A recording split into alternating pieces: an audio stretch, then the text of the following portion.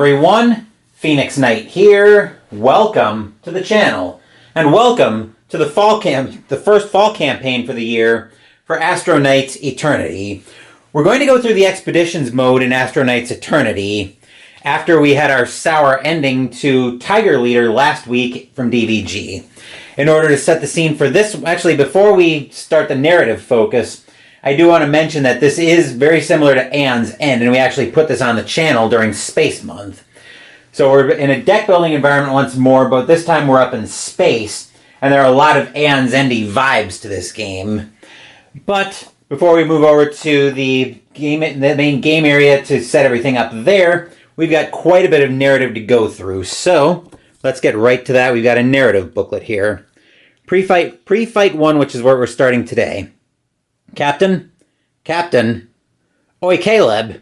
Captain Caleb Cruz comes back to himself just in time to see a pair of bright pink fingers flick him square in the nose. He whacks his knee against the bottom of his control panel as he startles, shaking awake the daydream he'd lost himself in. You seemed like you were dead or something, chirps Sana, his recent assailant and weapons officer, although she mainly seems to use her combat prowess against his poor, unsuspecting head. Or is it just one of your classic eyes-open naps? I wasn't napping, Caleb replies, rubbing his sore knee. I was looking out the cockpit window because I was piloting our ship. You know, the ship that keeps us employed. Sana laughs, clapping her captain on the shoulder, and Caleb decides not to mention what he'd been imagining he saw out there in the twinkling void stretching all around them. Space raiders and distress beacons, black holes and daring blaster fights, the kind of life he'd pictured while he and Reshi were building this ship. Piece by hidden piece nabbed off the scrap heaps behind the Centuron landing bay. He'd thought the universe would be so much bigger. Caleb turns to see his old friend and mechanic, Reshi, poking her head out the trapdoor that leads to the lower decks. The ship is incredibly tight quarters for 3 people to share, so Reshi likes to sleep near the propulsion stream. She says the thrumming pulse is like a heartbeat, lulling her to sleep. Caleb doesn't know how she can stand the heat. The Micron signature diode is pinging. Looks like there's salvage on that planet below us, and it could be big. That's Darath, Caleb says, pulling on the control column until the tiny white planet swings into view. Never been, but I hear it gives a hell of a frosty reception.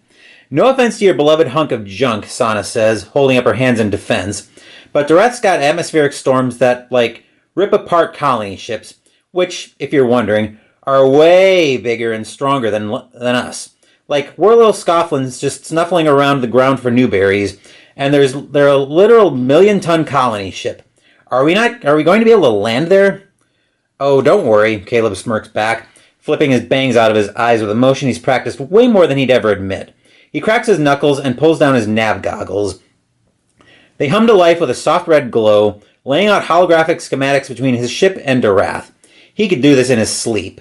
This kitty can handle anything. I thought we discussed you not being allowed to call the ship Kitty anymore, Reshi shouts over the snowstorm around them. They'd grabbed their exosuits before leaving the ship, which are graded to resist even the harshest planetary conditions, but Caleb can still feel the cold seeping into him, turning his toes numb. You said I couldn't call her Kitten, Caleb countered. Add Kitty to the list. Reshi's glare is somehow even frostier than the air around them. Come on, we agreed on the name together, Resh. We agreed on Bobcat. The Bobcat. It's very different.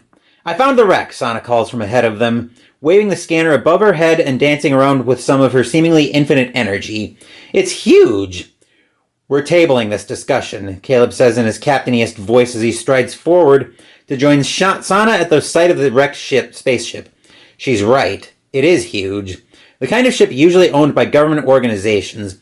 But Caleb hasn't heard any talk of something that important going down in this sector. The warped metal walls rising up above them are so kicked in layers of ice that it's impossible to tell how long it's been since the ship crash-landed, or what could have happened to it. Under the ice, in faded letters, he can just barely make out a name. The Athena. Got it, Reshi says, stepping back from a hatch door that opens with a hiss of long-preserved oxygen. Caleb rests his hand gently on his laser pistol as he creeps inside. They're far from the only scrappers in this area. The inside of the Athena is a mess. Wires hanging from panels, furniture overturned and mangled. excuse me. Sana starts humming as she strips copper out of the wall shielding, stuffing it into her bag as the trio continue further. Caleb keeps his eyes forward, surveying the destruction, trying to keep watch for any threats. But the ship seems silent. Even the howling storm outside is deadened by the metal walls around them. Caleb sticks his fingers into the edge of a frozen door and forces it open, revealing a dark and empty cockpit. A huge cracked window looks out over the snow outside, and the walls are ringed with complicated-looking machinery that even a lifelong pilot like Caleb couldn't guess at the use for. In the center of the floor are 4 high-backed command chairs, each one at the end of one of the points of a golden star painted on the ground. "Whoa," Sana says, her glowing green antennae painting the room in a sickly light. "That looks kind of familiar." "No way!" Reshi rushes forward before Caleb can stop her, running up to one of the chairs and spinning it around so that everyone can see what's in it. A yellow humanoid robot, a sniper rifle balanced across its lap, and its single-eyed dark. This class of android predates the Architect Intelligence Sanctions of 7325. That means it could still be running with Tesseract crystals in its neuron array. Even though the words mean next to nothing to him, Caleb has known Reshi long enough to know that when she shows this level of excitement, it's a big deal. So, they're valuable?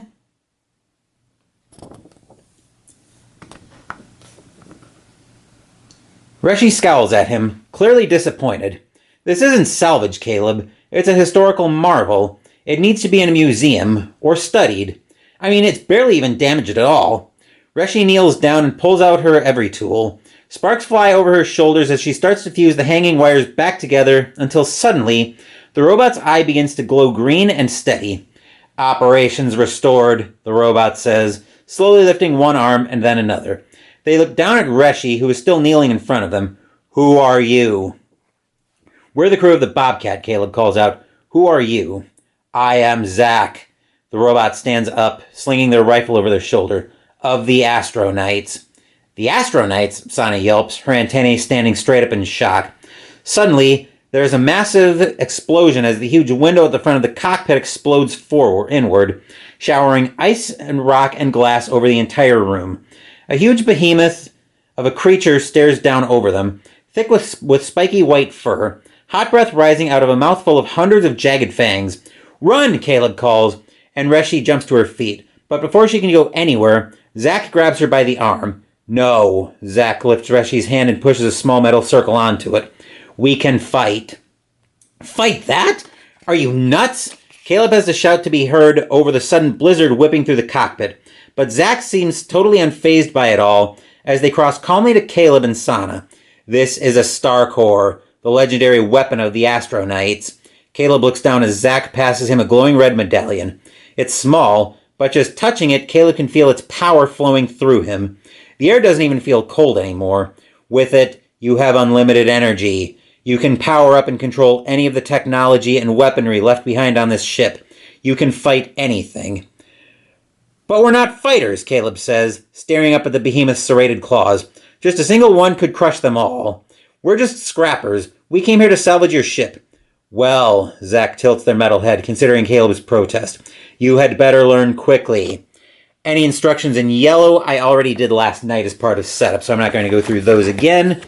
We are going to be playing a standard expedition, so we'll be fighting this first boss, the Dorathian Behemoth, on normal, and we'll come back to the narrative text depending on what happens. So if you played through Aeon's End Legacy before, you'll notice a lot of similar vibes to this as well, in that you'll be able to play a boss battle typically twice.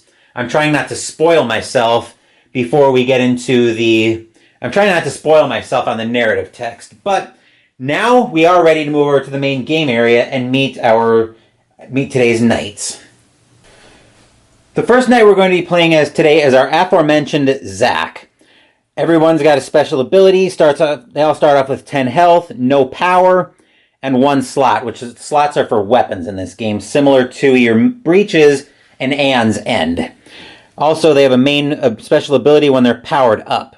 So activate during your main phase. Either any player gains a scope token, which these are the scope tokens, or players collectively lose 4 scope tokens and deal 15 damage. A little bit of narrative here. Zack, designation Sniper, planet of origin, Karis. Specialty, early and late damage. Comments. Zack served the Astro Knights for decades, lending their bravery and strength to the team of cosmic superheroes and saving countless worlds. The Astro Knights became Zack's family, the only family they'd ever known. Unfortunately, in spite of being restored to working order, Zack's memory banks contain no record of what happened to their old team or how they and the Athena came to be wrecked on Dirath. All they know is that centuries have passed, meaning their mortal friends must be long gone. But the world certainly needs the star cores in Zack's possession, and Zack's friends will certainly need their leadership. Additional rules set out the scope tokens. The first weapon a player attacks with each turn deals an additional 1 damage per scope token, and a player can have any number of scope tokens. So we'll set everything back out there. 10 health, 1 slot, no power. And I'll explain how everything actually works during the game, but let's go meet our second knight today. Our second knight that we're playing with today is Sana. Her special ability, activate during your main phase, attack with all of your weapons. You may lose any number of slots to return that many weapons from your discard pile to your hand. A little bit of narrative text as well. Name, Bakor Sana. Designation, Weapons Officer. Planet of origin, Teveran. Specialty, just like Zack, early and late damage. Comments. Sana has always been rambunctious. After a few too many broken arms and singed off eyebrows, her parents sent her to the capital to receive proper etiquette training. Instead of learning manners, Sana spent every night scaling the walls and making mischief. To this day, Sana is most proud of being the first ever student expelled from first the Vindel School for Distinguished Young Boys, and then the Vindel Preparatory for Society Ladies in less than a year. Afterwards, Sana stuck around the city, learning about cool new weapons and getting into a bit too much trouble. When Caleb and Reshi landed on Teveran for refueling, they bumped into Sana fleeing from a fire she'd accidentally started with her prototype booster boots. She was more than happy to join their crew and get off-world quickly in exchange for becoming their weapons officer. Well, we seem to have picked 2 damage specialists, so I think we're going to be in race mode very early in this one. We'll bring the player tokens down for both of them. Zack is going to be player 1. Sana is going to be player 2. And that's a very familiar mechanic if you've ever played Aeon's End for more than 5 minutes. So that's the way things will be working there. Now let's meet the home world since we are on Dirath. If you've played Aeon's End before, you'll be very familiar with the idea of protecting a home world, or in a town in the case of Aeon's End as we were protecting Gravehold. What you may not be as familiar with if you're new to Astro Knights coming from Aeon's End is that the home world actually can potentially have an active role in the game as well. So Dirath will come with 30 health, and there are cards that will say power up the home world, which is what these numbers are for. And when the home world is fully powered up, any player can activate it during their main phase. Any player gains 3 health and gains a slot. So that could be very useful for us. But we need to meet the boss of this game. The boss we're taking on today is the Dirathian Behemoth. We'll bring him up a little bit closer. So special rules for the boss. During the boss draw phase, draw the number of boss cards instructed by the level token that is in play at the beginning of the boss turn, even if the boss levels up during the turn. If you discard a card from the boss deck and it's empty, do nothing. When a player is exhausted, discard 2 cards from the boss deck. That'll be a special thing. I believe that's a special component when a player gets exhausted. So let me pull up the player exhausted rules. That's expeditions. Wait a second. Hold on, I gotta check something. Divide the number of battle cards.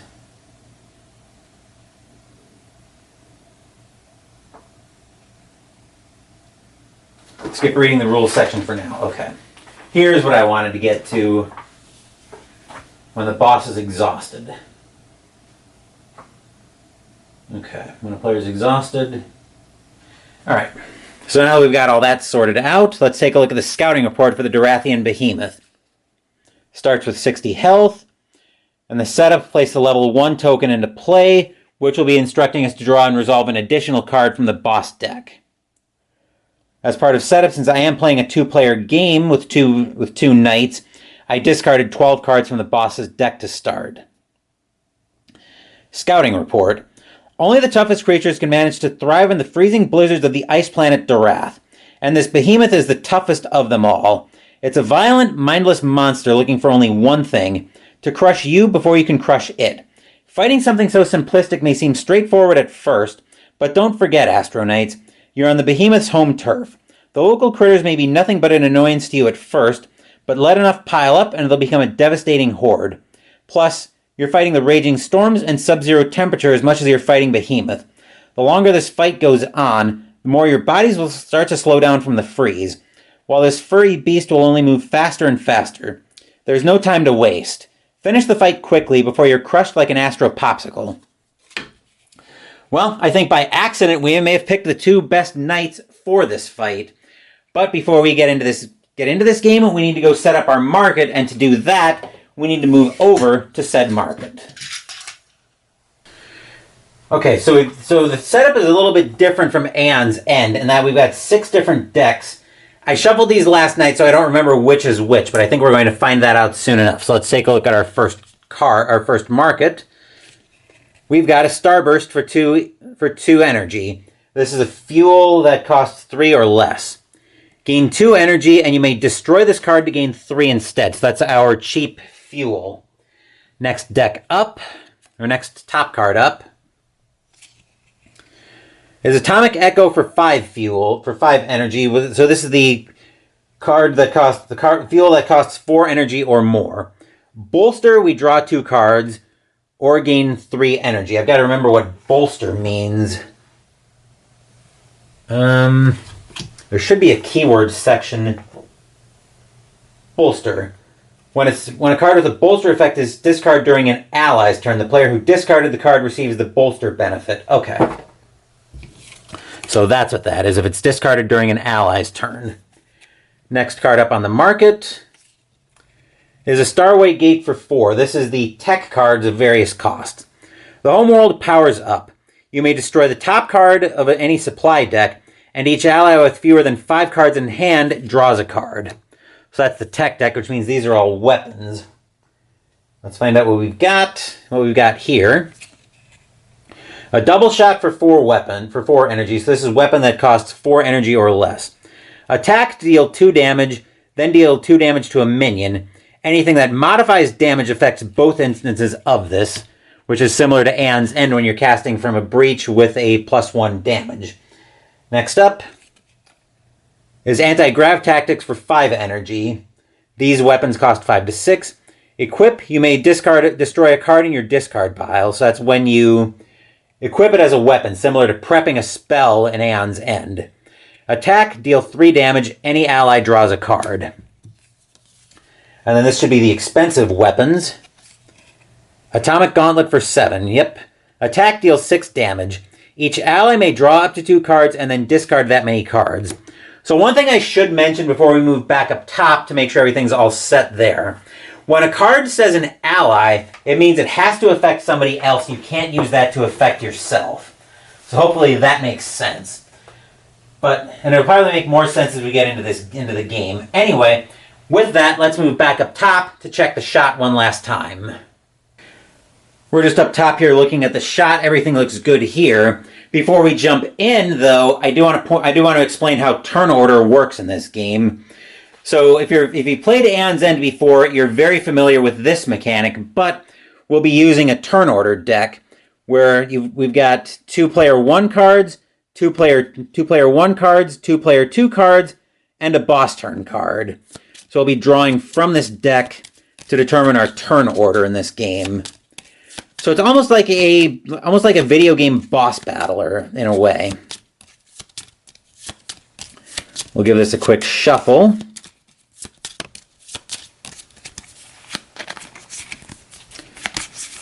It's a 6-card shuffle, so it's not the greatest shuffle in the world, obviously, but looks like we can work with it here.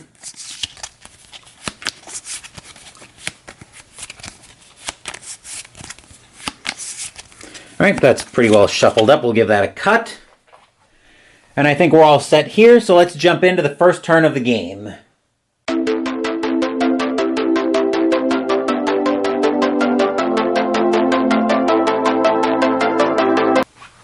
As we shuffled the daylights out of the turn order deck, we can go straight to that and get our first turn. We will find player 2. So let's move down to Sana.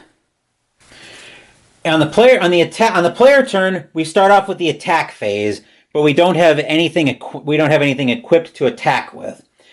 So we go into the main phase, where now we can take these actions. We can take any number of these actions. We can play a fuel or a tech, equip a weapon, gain a card from a supply deck by paying the cost, overcharge a tech by paying its cost, resolving its effect and placing it on the bottom of the deck, pay 3 energy to gain a slot, pay 2 energy to power up, activate our ability if we're fully powered up, activate the homeworld's ability if it's fully powered up, and activate an afterburn effect on a card in your discard pile. So, first thing I'm going to do is I'm going to equip Sana's booster boots to give her a slot. Actually, yeah, we have to equip that to give her a slot. I'm surprised she doesn't start with one. Maybe it's because the booster boots would be too powerful for that. Then we've got 3 to buy with, which I think will be buying her another slot, and then we'll play out another blaster. And then that'll be it for her turn. We'll draw back up. 1, 2, 3, 4, 5. Then we'll go to the turn order deck and find that the boss is going next. So let's move up to the Dorathian Behemoth. The boss turn starts off by resolving the activated ability of the level token if there is one. In this case, there's not. And we resolve the activate effect of each minion from oldest to newest. We'll start off, the minions will go from, actually we'll need some room for a discard. Actually, discard pile is on this side. So we're going to start here with the oldest minion and then make a line. Hopefully we won't need more than 2 or 3 lines deep. So we draw a card, and then we'll be drawing an additional one. So a card for the boss is a Polar Gorefly, minion with 3 health. Activate, discard a card from the boss deck. Let me just double check to make sure that's working the way I expect it to. Because we should end up with because I suspect we should end up drawing 2 cards from the boss deck. That is not completely clear, but I think we do. So I think we end up drawing 2 cards from the boss deck. So here we find Frozen Bellow with a strike. Either any player suffers 3 damage, or we discard 3 cards from the boss deck. How many are remaining in there? 1, 2, 3, 4, 8, 9, 10. We're going to be leveling up already. I think we're going to discard 3 cards from the boss deck. Yes, it's a risk, but we are going to have to take a chance on that, and I'd rather keep our health now in the game. Coming over to the turn order deck, we find player 1. So let's move down to Zach. Okay, we'll start off by preparing by equipping a blaster. Then we've got 4 energy to spend, and the Micro Pulsar is special in that if we have 1 power or less, we power up. So we do get to power up there. I could spend 4 energy to get 2 more power, but not sure how in love I am with that. Although we could definitely start churning through for scope tokens. I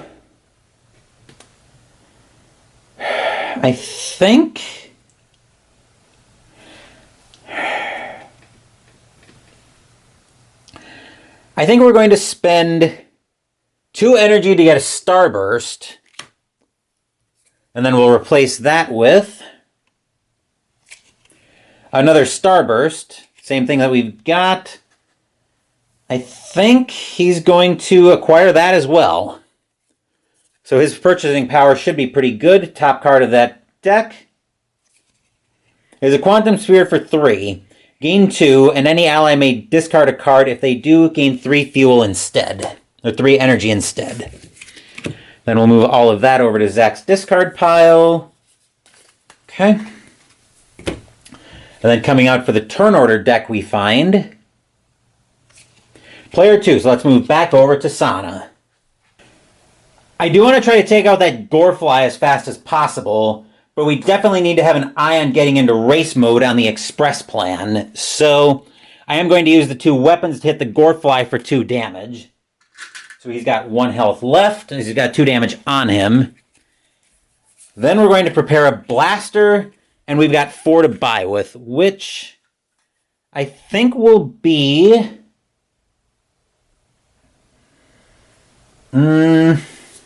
I think we're going to take a double shot for 4. And then we'll reveal. Tase tethers for 3 fuel. Attack to deal 2 damage, and any ally may discard a card. If they do, increase that damage by 2. Okay, and then that's it for Sana. Now, when we need to draw, you don't shuffle your discard pile, similar to Anne's End. You're just going to flip it over and draw 5 new cards. 4, 5. Okay. And then our next card up is going to be player 1. So let's move back over to Zach. We'll use the blaster to wipe out the Gorefly. We'll prepare another blaster, and we've got 4 more to buy with, which I think I'm going to get another free power-up when I draw that Quasar Fuel. Is that what it's called? Micro Pulsar, that's what it is. So I think with that in mind, I'm going to take another slot. Yeah, we'll take another slot, and then I will discard the extra power core. And then we'll draw back up. 1, 2, 3, 4, 5. Okay. And then just to remove any suspense, hey, look at this. It's a boss turn, so let's move back up to the Dorathian Behemoth. No minions out because we took out the Gorefly, so we're drawing 2 cards from the Behemoth's deck. First up, Gore's a strike. Any player powers down and suffers 1 damage. I'm going to have Zach power down and suffer the... actually, no. I'm going to have Sana take this one. She loses 1... She takes 1 damage, but she doesn't power down anything because she doesn't have any power right now. And the second card is a Bite. The player with the most slots suffers 2 damage and discards a card. That could be either one of us. I'm going to have Zach take that one. So... suffers 2 damage and discards a card. He'll discard a power core. And then since the boss's deck is empty, let's move back up top to look at how the board state's changed.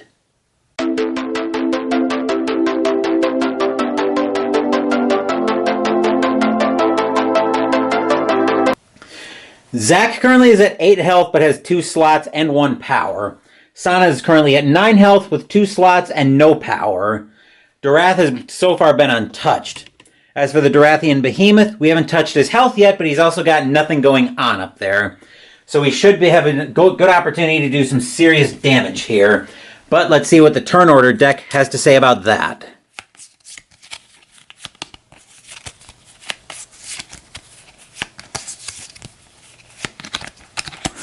As we're giving it a shuffle...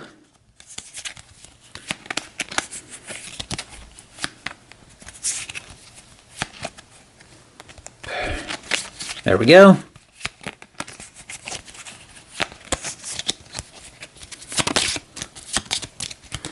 And a cut. And the first card coming out of the turn order deck in this run is player 1. So let's move down to Zach. Zach will start off by hitting the Behemoth with a blaster for 1 damage to bring the Behemoth down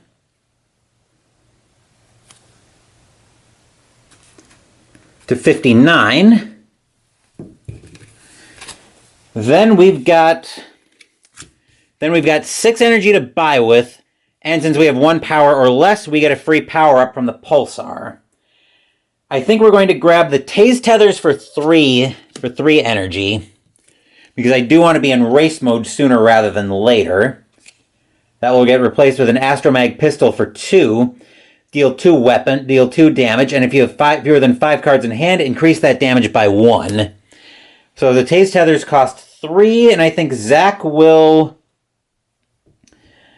is going to power up again, and then the extra core will get discarded. So we'll discard all of that. 1, 2, 3, 4, 5. All right. And then next from the turn order deck, player 2, let's move over to Sana. We'll blaster the boss to take the boss down to 58. Then coming here, we'll equip the booster boots to gain another slot. And then the blaster will go out, and we've got 3 to buy with. Which 3 I think will be 2 to power up, and the 1 will go to waste. So those get discarded. 1, 2, 3, 4, 5. Okay. Next card up from the turn order deck. Boss turn. Let's move up to the Behemoth.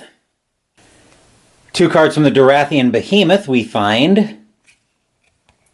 Tear, the homeworld suffers 2 damage, so Dorath goes down to 28. And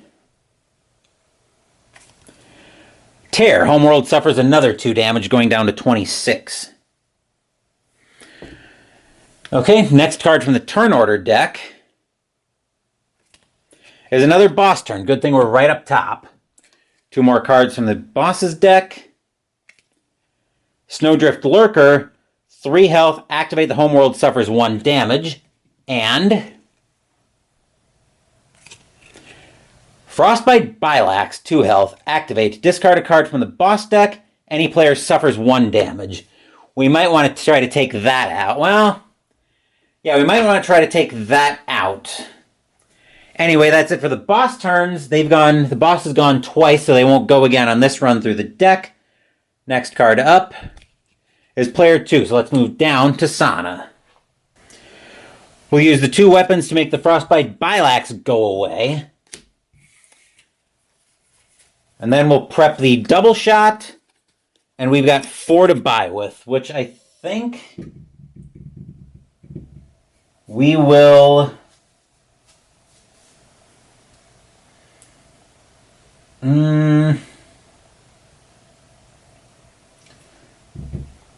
We're going to take the Astromag pistol for 2, and then replacing that will be another double shot, which Sana's got prepped, and she'll power up again with the other two energy. 1, 2, 3, 4, 5. Okay. And then we can guess what's in the turn order deck. Hey, look at that, player 1. So let's move down to Zach. In terms of weapons, Zach's got nothing going on here. So we'll start off with a blaster, and then we've got 4 energy, and then we've got 4 energy to spend. Which I think will be 2 energy to power up, and then we're going to activate his ability, so any player gains a scope token, which, as we established, let me just double check that, but I believe that was... Yep, the first weapon a player attacks with deals 1 additional damage per scope token. So Zach was at 8, 2, and now 0. We're going to give Sana the scope token. And then we'll use 2 energy to power him up again.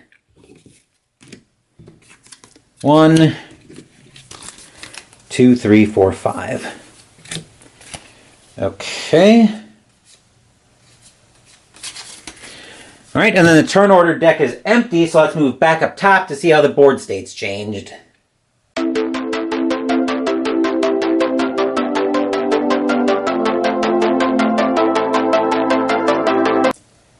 No changes in terms of health for either of our characters.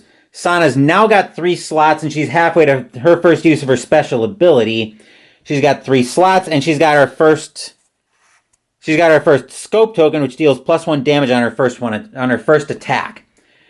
As for the Behemoth, as we come up to him, he's at 58 right now, but he's also got a Snowdrift Lurker out, although there's only one card left in his deck, so he's all just about set to level up there.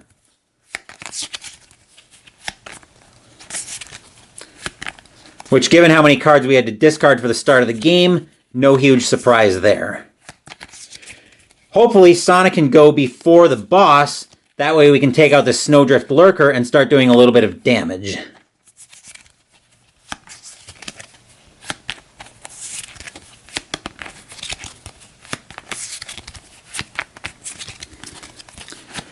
Okay. First up on the turn order, player 1. Let's move down to Zach. I'm going to point the blaster at the Behemoth because I'm counting on Sana to be able to take out the Lurker. Then we'll prepare the Tase Tethers and a blaster, and we'll have 4 to spend unless I feel like destroying the Starburst. Unless I feel like destroying the Starburst to get 3 power instead. Which I don't think it really matters here because I'm just going to use that to power Zach up twice. So I'm not going to just worry about destroying the Starburst. 1, 2, 3, 4, 5. Okay. And then coming out of the turn order deck, boss turns. Let's move up to the Behemoth. All right, first thing that happens is the Snowdrift Lurker activates and deals 1 damage to Durath down to 25. Then we would be drawing 2 cards, except the deck is going to be empty after this card, which is a Claw. The homeworld suffers 1 damage and powers down, bringing it down to 24. And the boss levels up, because we'd be drawing a card from the deck. We'd be drawing a card from the deck, so the boss levels up since there are level up tokens left. We find the next level, which we did already.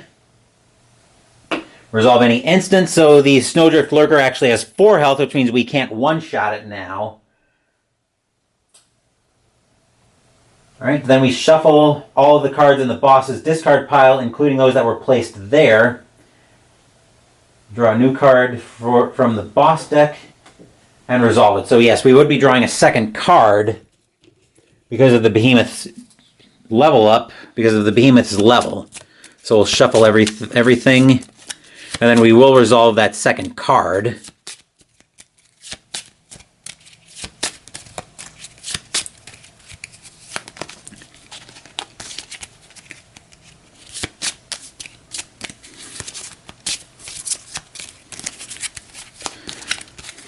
All right. Here's our second card. Tear. The homeworld suffers another 2 damage, which will bring Durath down to 22. The next card from the turn order deck is another boss turn, so good thing we're up top. Durath goes down to 21. And then we are going to be drawing 2 cards from the boss's deck. First up is a Howl. The players collectively power down twice. I think we'll have to reduce each one by 1. And Smash. The player with the fewest slots suffers 1 damage. That's Zach suffering 1 damage. And then the another player loses a slot. So Sana loses a slot, goes down to 2. Thankfully, the boss cards are out of the turn order deck, though, so these are all player turns. First up, we've got Sana, so let's move down to Sana. Thanks to the scope tokens from Zach, Double Shot will deal 3 damage to the boss, and then 3 damage to a minion, so the Lurker has 1 health left. Then she will use her Booster Boots to gain a slot. Gain the slot right back. Equip a Blaster, and she's got 3 fuel to play with, which she will gain... I think she'll gain a Quantum Sphere for 3. And then coming out in that supply deck, we've got a dark matter core, gain 2 energy, and we've got an afterburn effect. You may discard a card. Once it decides to focus, you may discard a card to power up the homeland, the homeworld. That could be useful there. Next card up for the turn order deck. Player 1, so let's move back to Zach. Oh, we got to draw up as well, but I'll deal with that when I get over to Zach. I'm just going to take care of drawing back up with Sana real quick. 1, 2, 3, 4, 5. Okay. Alright, then we'll use the Blaster to take out the Snowdrift Lurker. So that's gone. And then the Tase Tethers will be hitting the boss for at least 2. But do I want to discard a card with Sana to boost that? I think the answer is yes, I do. I'll discard a Power Core so I can boost that up to another 4 damage, which will bring the Behemoth down to 50. And then Zach will play. We'll have a total of 2, 3, 4, 5, 6. So he's going to go with. He's going to go with 2 power, give Sana another scope. I think so. So we're going to end up gaining 3 power, but in between the second and third power gain, he's going to give Sana another scope. We'll stack it like this, and then we'll draw back up.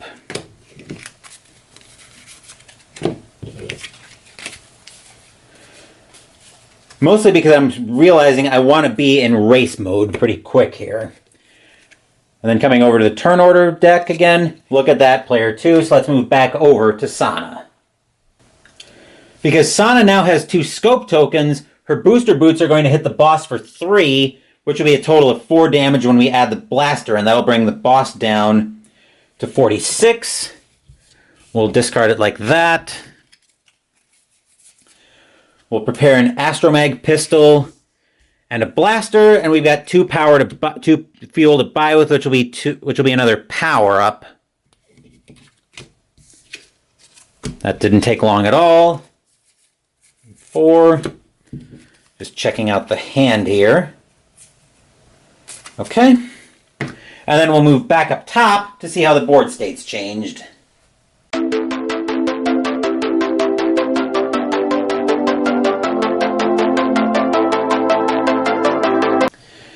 No changes in terms of the health this time. Sana's still at 9. Zach is at 7.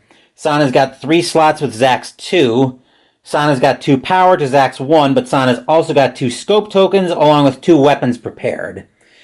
Looking up at the Behemoth is at level 40, is at level 2, down to 46 health, and nothing going on right now. So we're very fortunate there. But let's grab the turn order deck, which was AKA the turn order discard pile. But now we're going to turn it into a new turn order deck.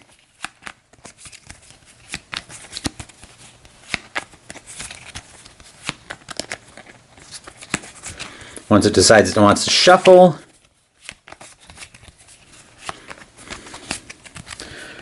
Normally I would sleeve this game, but there's not a lot that gets shuffled in this game, so I haven't bothered with it.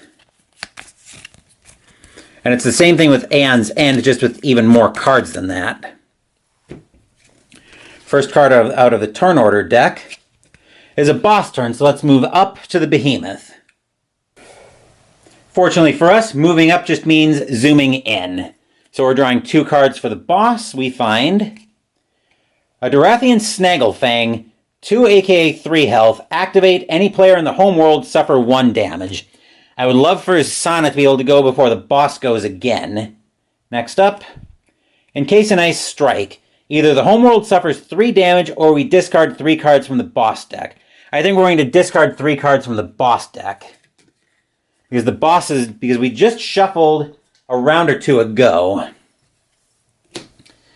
So I'm not too worried about the boss's deck right now. Next up, we have a boss turn. So the only good thing about the boss going twice in a row is that we're going to not have any more boss turns again. So we activate the Snagglefang, which means Sana will suffer 1 damage, as will Darath to go down to 20. And then our first card from the boss deck, Snowdrift Lurker again, 4 health now. And Crush. The players collectively discard 2 cards. Sana does not mind that at all. She will discard a Power Core. What will Zach discard? Zach will discard... He'll discard a Power Core as well. And then we'll draw a card from the turn order deck. These are all player cards now, so we won't have to worry about the boss anymore. Player 2, I'll meet you guys down at Sana with a new battery. I definitely want to wipe out at least one of these minions. I think we're going to use the Blaster Pistol to do that, so we're going to take out the Snagglefang with the Scope tokens. With the Scope token attack. And then the Astromag Pistol, because we have fewer than 5 cards in hand, we get to increase the damage by 1, so we'll deal 3 damage to the Behemoth to bring him down to 43. I'll worry about the Snowdrift Lurker probably on a late... Well, actually, I can probably worry about it with this double shot. Then I've got a Quantum Sphere and 2 Power Cores for a total of 4 power. If Zach wants to discard a power, but I don't think he... Or if he wants to discard a card, but I don't think he does right now. So that would bring her up to 5 power, which I think 4 is fine because we're going to grab her another double shot. And then the next card up for the cheap weapons is a Flashbang for 3. Attack, deal 2 damage, gain a health. You may destroy the top card of any supply deck. Alright, then everything will move over to the discard pile like that. 1, 2, 3, 4, 5. Okay. Don't hate that. Next card from the turn order deck. Player 1, so let's move over to Zach. We'll prepare a blaster, and we've got 4 fuel to buy with, which I think is going to be... Do we want to overcharge attack here? We'd be overcharging the Stargate here. But I think we're going to actually grab a... We're actually going to grab a Flashbang for 3. And then replacing that will be an RB7 launcher for 4. Attack, deal 3 damage, gain an energy. You may destroy the top card of any supply deck. And then the 1 will go to waste. 1, 2, 3, 4, 5. Okay, that could be interesting. Next card up is going to be player 1. Good thing we're right here at Zach. And I know that's a player 2 card in the turn order deck. And Sana will be able to handle the Snowdrift Lurker with no problem. So I'm going to point the blaster at the boss to bring him down to 42. Then we've got a blaster and tase tethers that we're going to prepare. And we've got 2 more power. We've got 4 more fuel, 4 more energy, which I think is going to be 2 more power.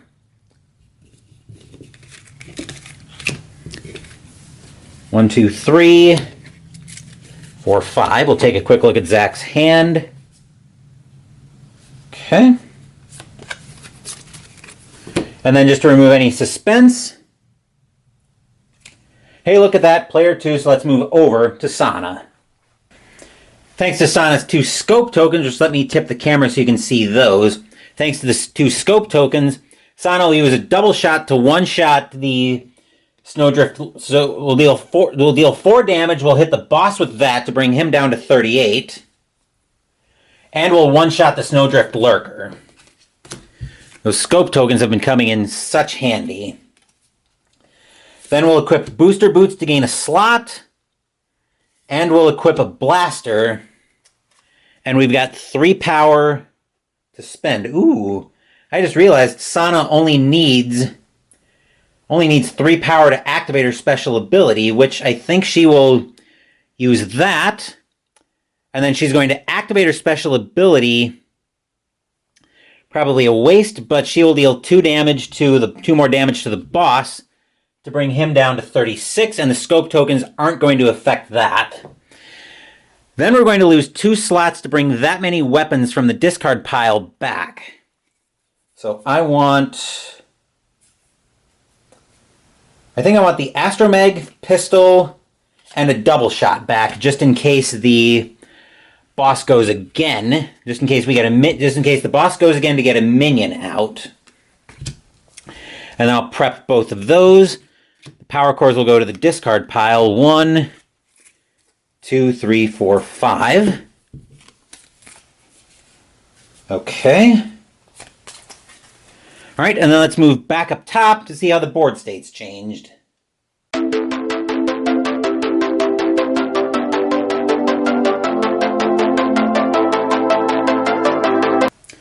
Sana's at 8 health right now. Zack is at 7.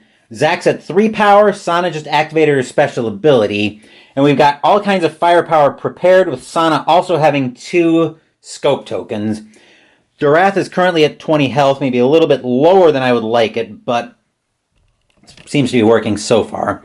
As for the Behemoth, he's at 36 health, level 2, still nothing going on, thankfully.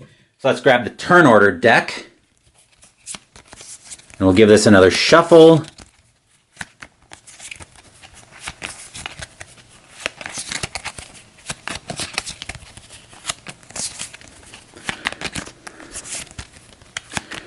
We've also got the double shot prepared for Sana, just in case we have the Behemoth go first and bring a minion out.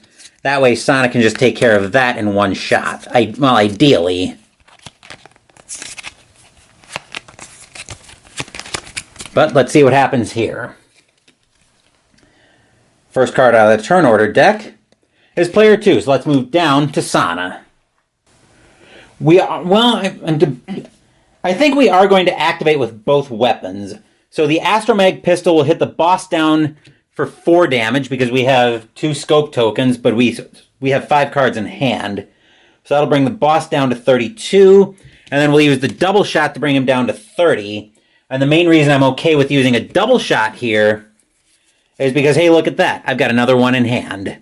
I'll also prepare a blaster for that, and I've got 4 energy to buy with. Zack is not going to discard a card. So we're only going to have 4 energy to buy with, which I think will be... I think it's going to be the RB7 rocket launcher. The RB7 launcher, and replacing that will be another RB7 launcher. This time I'll actually remember to discard and draw for Sana. 1, 2, 3, 4, 5. Okay. Next card out of the turn order deck. Boss turns. Let's move up to the Behemoth. Nothing happening right now, but we will be drawing 2 cards from the boss's deck. First up, there's a white for Flock, which has 3 health. Or 4 health, I should say, because of level 2. And Crush. Strike. The players collectively discard 2 cards. Looking at hands, Sana will get rid of a power core, and Zack... What is Zack doing? Zack will also have to get rid of a power core. Not completely happy about that, but there's nothing we can do about that. Turn order card. Player 1. Speaking of Zack, let's move down to him. Well, to them, I should say. With 2 scope tokens, Sana can very easily deal with that white for Flock. So I'm going to point the Tase Tethers and the Blaster both at the boss for 3 damage, and Sana's not going to discard a card. That will bring the Behemoth down to 27. I have a feeling we're setting up for a scope-fueled ending here. We'll prepare the Flashbang, and then we've got 3 power to spend, which I think will be on powering up, and then he's going to activate his special ability. He'll actually give himself a scope token this time, and then the extra power core will go to waste. 1, 2, 3, 4, 5. Okay. And then going back into the turn order deck. Player 2, let's move over to Sana. With two scope tokens, double shot is going to deal 4 damage to the boss and one shot the white fur flock. That'll bring the boss down to 23. White fur flock F's off, and then the boss will take another damage from the blaster to go down to 22. If we can get the boss down under 15 health, I will feel a lot better about being able to use a scope-fueled ending. We'll equip the booster boots to gain a slot and the blaster. Then we'll use the 2 power cores to power up. 1, 2, 3, 4, 5. Oh wow, we've got a lot. Oh boy, we're gonna make this hurt. We're gonna make this next turn hurt for the behemoth. Actually, we're gonna make 2 turns from now hurt for the behemoth. Next up, speaking of the behemoth, let's move up to the boss. 2 cards from the boss's deck. First up, Stomp. Any player suffers 2 damage, discard a card from the boss deck. Sana will suffer that 2 damage and go down to 6, and then we'll discard a card from the boss deck. It's another white fur flock, which we're not exactly, well, we are somewhat prepared to deal with it. But next up is a polar gorefly. If we activate, we discard a card from the boss's deck. But looking at the turn order deck, we find, hey, look at that, it's player 1, so let's move back over to Zach. The boss is at 22 health right now and has 1, 2, 3, 4, 5, 6, 7, 8, 9 cards left in hand and deck. And I'll have to go through the deck at least one more time for leveling up. The reason I'm looking at that is I'm deciding if I want to ignore the Gorefly and start racing the boss. And I think the answer to that question is yes, I do. Because I can set myself up to win the game probably in the next round or 2. And the way I'm going to do that is I'm going to start off with a flashbang that I'm going to point at the behemoth for 3 damage thanks to Zach's scope token. So that'll bring the boss down to 19, and it'll heal Zach for 1 to bring him back up to 8. Yes, I'm referring to him with he, him pronouns. Old habit from Star Wars The Old Republic days.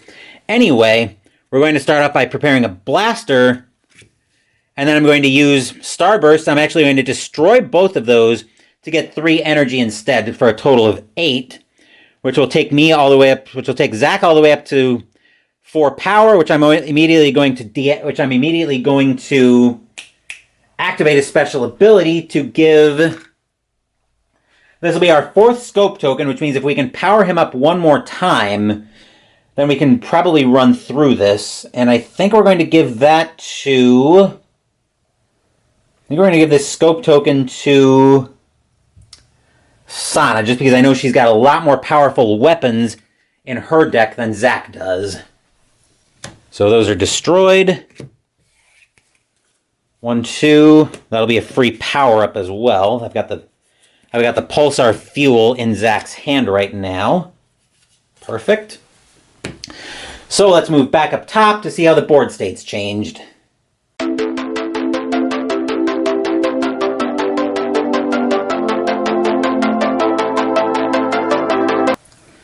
Zach is at 8 health right now. Sana's at 6. Zach with 2 slots, Sana with 3. Sana at 1 power, Zach is at 0, but we also have the 4 scope tokens that we need to activate his special ability to finish off the boss. In addition, Zach's got a blaster prepared. Sana's got a booster boots and a blaster prepared. Sana's also got 3 of our 4 scope tokens, so her turn is going to hurt for the boss. Speaking of moving up to the behemoth is at 19 health, still at level 2, and the Gorefly is out with 4 health, but I think right now we're in total race mode at this point, especially since I'm looking at Sana's hand, seeing a lot of weapons coming in, and we've got enough slots to be able to equip all of them. We might even be able to win the game the natural way, but we'll see about that. Without using Zach's special ability, but we are definitely going to be set up to be able to use it. We just need to power him up fully one more time. But we'll give the turn order deck a shuffle and see what kind of game unfolds for us the rest of the way.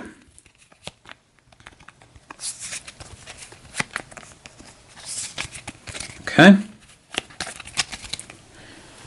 Coming first out of the turn order deck, player 2. So let's move down to Sana. Okay, we are pointing as much damage at the boss as we can. The booster boots will hit the boss for 4 to bring him down to 15. And then the blaster for another 1 to bring him down to 14. It is very possible, probably not though, but I'm going to prepare all 3 of my weapons because I've got enough to prepare. And then 2 energy to power up. Move those to the discard pile. 1, 2, 3, 4, 5. Okay. I'm just wondering if there's a way that I don't think we just win the game, but we're definitely going to be... I don't think we just win the game if Sana comes up again, but I think we probably are winning the game this round, now that I look at things. Next up out of the turn order deck, player 1, so let's move over to Zach. The blaster will hit the boss for 2 thanks to Zach's first scope token, which will bring Zach down to 12, which will bring the boss down to 12, not Zach. We'll prepare Tase Tethers and a blaster, and then we've got 3 power, including the micro pulsar, giving me 1 power or less, so I power up. I'll spend 2 energy for another power up, then the third will go to waste. 1, 2, 3, 4, 5. Boss is at 12 health now, and is probably, actually the boss I think is dead on Zach's next turn. So, and I just looked at the hand. So let's see what happens here. I think, is he just dead on our next turn? Not quite, but he's actually, he's dead on Zach's next turn, but he's not dead on Sana's. And the boss can survive Sana's next turn, but he won't survive Zach's. Let's see what happens here on the turn order deck. Player 2, so let's move down to Sana. With 3 scope tokens, the double shot's going to one-shot the Gorefly and hit the boss for 5, which will bring the Behemoth down to 7. Which will also hit the boss with an RB7 launcher for 3 to bring him down to 4, which will give Sana an extra energy, and another 2 with the Astromag pistol down to 2. I'll leave the... So the way I'm going to do this is the RB7 launcher is going to go to the discard pile first, and then the pistol, but I want to make sure there's a reminder that I've got an extra energy from that. I'll prepare the double shot, and I'm going up to, actually, I think he is dead on Sana's turn, now that I look at it, because I've got enough power cores that I can spend... Got enough power cores that I can spend to power up, and then I can activate her special ability to attack with a double shot to deal 2 damage to the boss, which will bring the Behemoth down to 0, and we have defeated the Behemoth. So let's move back up top to go into some narrative text from that.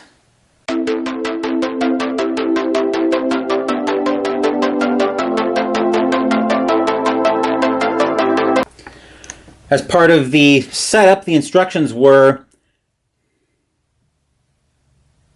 at the end of your game versus Dorathian Behemoth, if you won, read the next section, and we did. So post-fight 1. Through the smoke rising from the barrel of his pistol, Caleb can see the monstrous beast start to collapse. He grabs Reshi by the arm, hauling the mechanic back just in time before the Behemoth collapses, sending up a huge blast of snow and ice. Woohoo! Sana's head pops out of the mound of snow, shaking her hair like a wet dog. Now that's what I call a salvage mission. Why can't every scrap heap be this fun? I don't consider almost dying to be fun, Reshi counters, folding her arms. This would be considered an everyday mission for the Astro Knights, Zack says, leaving their sniper perch and coming to rejoin the group. It is our solemn vow to protect the universe from anything that would threaten life and peace. But the Astro Knights aren't real, Reshi argues. They're a fairy tale, a story you tell kids so they can grow up assuming the world isn't just random and painful. No, they're real. Sana is staring at Zack with something close to awe. My Bavi, our village grandmother, told me about how they saved her back when she was just a little girl. They fought off a rampaging Corlin like it was nothing. They're heroes. Superheroes. Now I appear to be the only one remaining from that era. The natural consequence of an inorganic form. Zack's rigid metal shoulders slump ever so slightly, and Caleb wonders just how intelligent this machine really is. The lab ship Athena is destroyed beyond reasonable repair, and the 2 remaining star cores in my possessions are unassigned. Whoa, whoa, whoa, Caleb holds up his hands. Listen, Zack, we appreciate your help with not getting smashed to a pulp by that overgrown polar bear, but we aren't your new recruits. I've heard the legend of the original Astro Knights. They were war heroes and geniuses, the best of the best people in the entire universe. We're just a couple of scrappers trying to make a quick buck. We're no heroes. Caleb slides his pistol into its holster, his hand lingering over it for a moment too long. We're just people. Zack tilts their head to the side again, processing the information. I understand. The task of an Astro Knight is not one to be forced upon someone. I suppose the universe will simply wait until a suitable team of candidates can be reached. The universe survived a couple hundred years without them, Caleb says, clapping Zack on the shoulder. It'll be fine for a little while longer. Come on, we'll take you with us to the Galactic Bazaar. You can hitch a ride to anywhere from there.